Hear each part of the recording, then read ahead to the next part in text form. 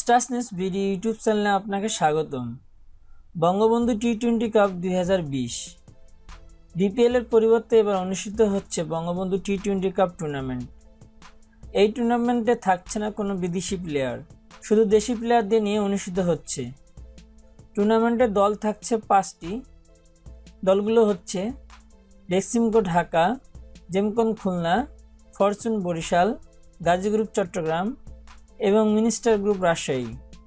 আগামী 24শে নভেম্বর শুরু হবে এই টুর্নামেন্ট, চলবে 18 ডিসেম্বর পর্যন্ত। টুর্নামেন্ট শুরুর দিনে দ্বিতীয় ম্যাচে মুখোমুখি হবে জেমকন খুলনা বনাম ফরচুন বরিশাল। চলুন দেখে নেই জেমকন খুলনা দলের প্রথম ম্যাচের জন্য সম্ভাব্য প্লেয়িং একাদশ। Number 1 Imrul Kayes, opening batsman.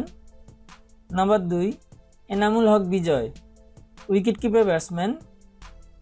Number 3 Shakib Al Hasan, allrounder. Number 4 Mahmudullah, দলীয় captain, allrounder. Number 5 Zakir Hasan, wicket keeper batsman.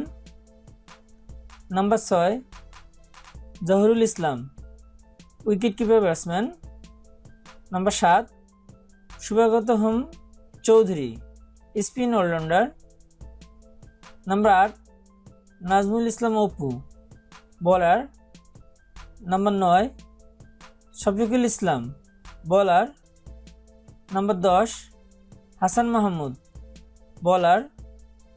Number 11 আল আমিন হোসেন, পেস বোলার।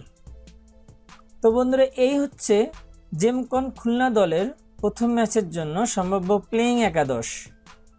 ভিডিওটা ভালো লাগলে অবশ্যই একটি লাইক, একটি কমেন্ট করবেন এবং শেয়ার করে আপনার পরিচিতদের দেখার সুযোগ করে দিবেন।